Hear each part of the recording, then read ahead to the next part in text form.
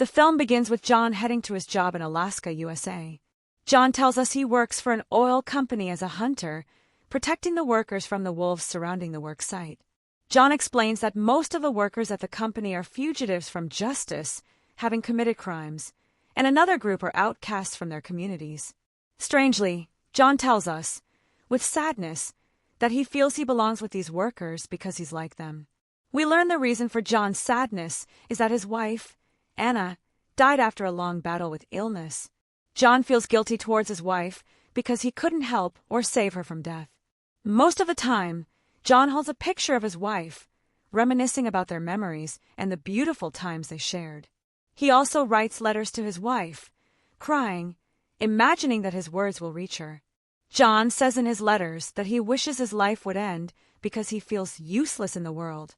In a moment of despair, John decides to harm himself, but suddenly he hears the sound of wolves. He changes his mind and retracts his decision. It's as if the sound of the wolves made him feel like he was doing something useful with his life, protecting the workers from the wolves and saving them from death. The next day, John boards a plane with the company workers as they're going on leave. A man named Todd sits next to him and talks incessantly until John gets annoyed and asks him to be quiet and stop bothering him. Todd then leaves and sits in another spot. After a while, the plane starts shaking strangely. The workers guess that the shaking is due to an ice storm. Todd then mocks the situation, telling the workers they're all going to die. The workers get angry at his words and fight with him to shut up because they're stressed. But then, the plane encounters a very strong storm. The flight attendant tries to calm the workers and asks them to fasten their seatbelts. John looks out the window and discovers that the plane's engine has malfunctioned. He understands that the plane is about to crash, so he quickly fastens a seatbelt. Indeed, the plane completely malfunctions and begins to fall. At that moment, John grabs an oxygen mask and puts it on to breathe. After a while, John wakes up to find the plane destroyed and debris scattered everywhere. Suddenly, he hears one of the workers screaming, so he quickly runs to help him and discovers it's Todd, who is sitting next to him. Todd's leg is severely injured, so John ties it for him and tells him to wait while he checks on the other workers and then returns. John begins to search for any living workers until he finds a man named Hernandez. Hernandez is in shock and doesn't comprehend what happened, insisting that it's all a dream and he'll wake up soon. But John tells him to quickly compose himself so they can search for the others. Afterwards, they discover that the remaining workers are inside the plane's fuselage.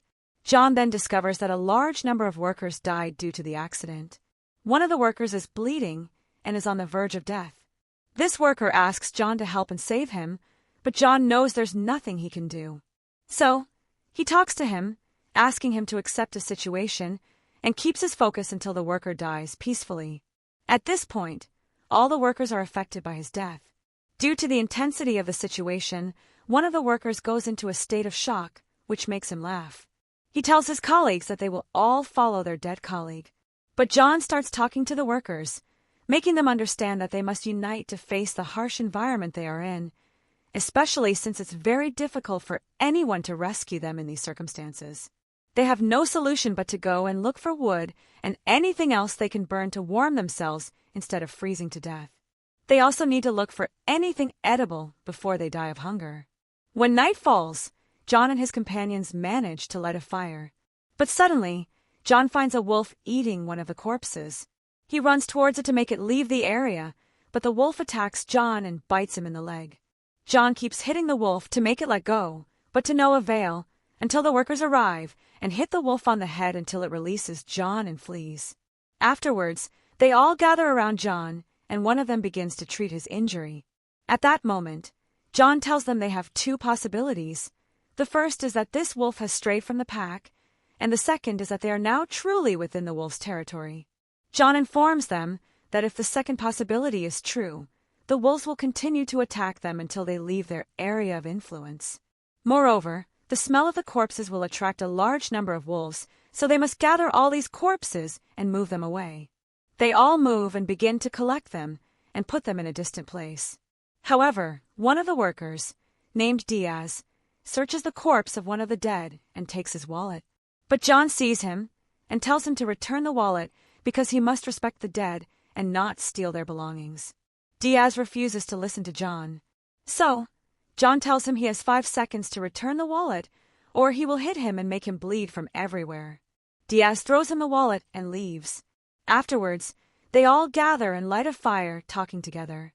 As they talk, they hear the sound of a wolf approaching them. John grabs a torch and goes towards the source of the sound, and the rest of the workers go with him.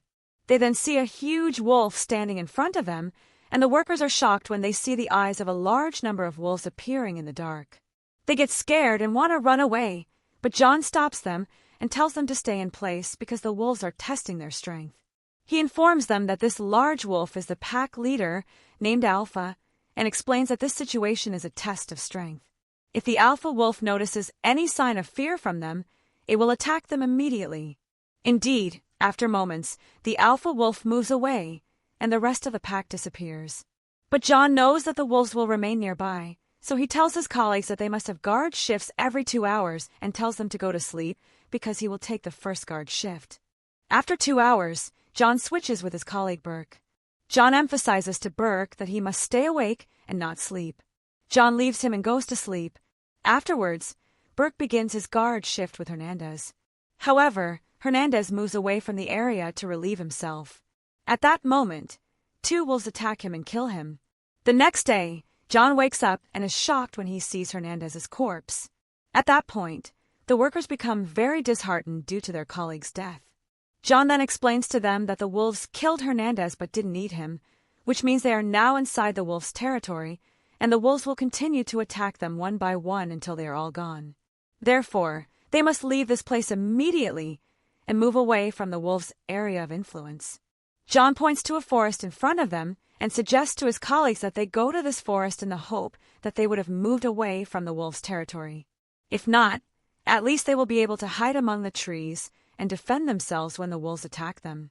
Here, Diaz objects to John's words and doesn't agree with him.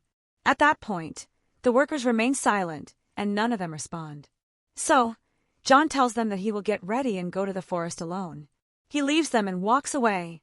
At that point, the workers change their minds and begin to gather their belongings to all go to John. John goes to get fuel from the plane and then sees the corpse of one of the passengers. He takes his wallet and calls out to his colleagues, telling them to collect the wallets of the dead people so that if they can return to the city, they can deliver these wallets to their families. Diaz mocks John and refuses to collect the wallets with his colleagues and laughs at them. But John ignores him and continues what he is doing. By chance, John finds his rifle under the ice, but discovers that it's broken. He finds a box of rifle bullets next to it, so he takes them and keeps them with him. Afterwards, John and the 5 with him start on their way towards the forest, but the wind is strong, and the weather is so bad that they walk with great difficulty on the ice. Todd is the last one among them because his movement is slow due to his leg injury. 3 wolves come and attack him and kill him. When John and his colleagues see him, they run towards him at full speed in the hope of saving him, but the ice slows their movement. When they arrive, Todd is already dead. They are all saddened by his death and are forced to leave him and continue on their way.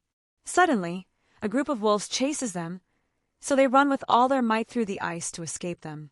Luckily, they fall off a cliff and get away from the wolves.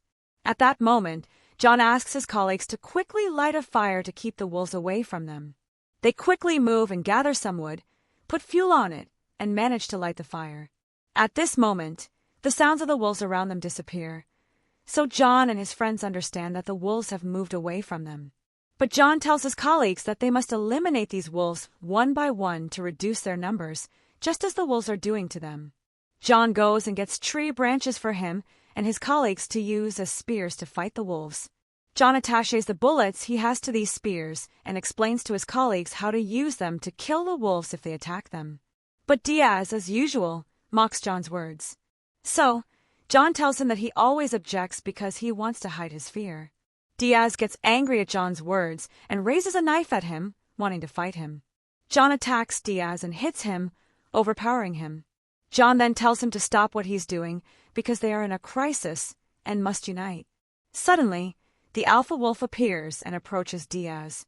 Diaz is terrified and moves slowly until he stands next to John. They stand in front of the alpha wolf until it leaves.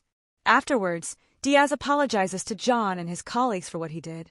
But suddenly, another wolf comes and attacks Diaz. John quickly intervenes and fires the bullet into the wolf, killing it. John then tells his colleagues that the alpha wolf sent this wolf to test Diaz's strength. John asks his colleagues to light a fire to roast this wolf and eat it because they have run out of food and there is no other source of food. As they eat, Diaz cuts off the wolf's head and throws it towards the wolf pack. Suddenly, they hear the sound of wolves around them, and their voices are very loud. They understand that the wolves know that one of them has been killed by humans. Here, John tells his colleagues that they must leave the place immediately because the wolves will not leave them alone and must avenge the dead wolf. They all quickly move and continue on their way to the forest. But after a while, Burke gets tired and is unable to walk, so they are forced to sit in a place for Burke to sleep and rest a bit. At that point, they talk together, and each of them talks about their family. When it's John's turn, he tells them that his father was a cruel person and that he wrote a poem about fighting for life. John says that he remembers the last line of his poem well, in which his father said that he would fight until his last day. John then discovered that his father was suffering from a fatal disease. While John is talking, a new storm occurs, so they all huddle together to warm themselves and protect themselves from the storm. But unfortunately, the next day, John discovers that Burke died from the severe cold. Of course, he and his remaining colleagues mourn him, leave him, and continue on their way. Here, John discovers that a tree trunk has been cut by a chainsaw, which means there are humans around and they're surely close. Suddenly, they hear the sound of water and discover that there is a river nearby. At that point, John tells them that they must walk towards the river because they will find humans near the water. But the problem is that they are on a high mountain and won't be able to jump into the river. So, they decide to gather anything they have to make a rope. Afterwards, Henrik ties himself to this rope to jump to the other side and tie the rope to the trees so that his remaining colleagues can cross to the other side using the rope. Henrik runs quickly and jumps from the top of the mountain, but the rope breaks. Diaz quickly moves and manages to catch the rope at the last moment, but the ice also collapses from under Diaz, and he is about to fall off the mountain. His colleagues run to him and quickly pull him up before he falls. Afterwards, they tie the rope to connect the mountain and the trees so they can cross to the other side. Diaz crosses first, and then it's Talget's turn, but he refuses to cross and asks John to cross before him so that if something happens, he can pull him and help him. But it turns out that Talget is afraid of heights anyway. John crosses and manages to reach the other side. Afterwards, Talget holds onto the rope to cross, but he gets nervous and scared, and his glasses fall off. He tries to move quickly to reach the other side, but the rope suddenly breaks, and Talget falls from that high altitude, hitting the ground and suffering a severe injury. He is on the verge of death and imagines his daughter approaching him, but in reality, wolves are gathered around him to eat him. John and his companions try to get down from the trees to save Talget, but the wolves have already finished him and drag him to a distant place. At that point, Diaz gets down from the tree and injures his leg, but he tries to endure the pain and manages to continue with John and Henrik until they reach the edge of the river. At that point, Diaz is completely unable to walk and decides to surrender to his fate. He asks John and Henrik to leave him and continue on their way. John tries to encourage him and tell him that they are close to reaching the village, but Diaz tells him that the cold, hunger, and injury have worn him out, and he insists that John and Henrik leave him and not delay themselves because of him. John understands that there is no point in talking to Diaz because he will not change his mind and is forced to take Henrik and leave him. Not long after, they hear Diaz screaming due to a wolf attack on him. Afterwards, Henrik tells John that he saw him when he wanted to end his life and changed his mind. So, he tells John that it was a moment of despair that controlled him. Suddenly, they find a group of wolves running towards them, so they run from them at full speed, but Henrik falls into the river and the water drags him. John goes after him to save him, but Henrik's leg gets stuck between the rocks underwater. John tries to save him in all ways, but unfortunately, Henrik drowns and dies. John comes out of the river exhausted and sad. After resting for a while, he takes out the wallets of the dead people and looks at their pictures with their children and is affected. John takes out the letter he wrote to his wife and looks at it. But suddenly, he hears the sound of wolves approaching him and surrounding him. At that moment, the alpha wolf, the pack leader, appears. At this moment, all the wolves retreat, and it is clear that the alpha wolf wants to kill John himself.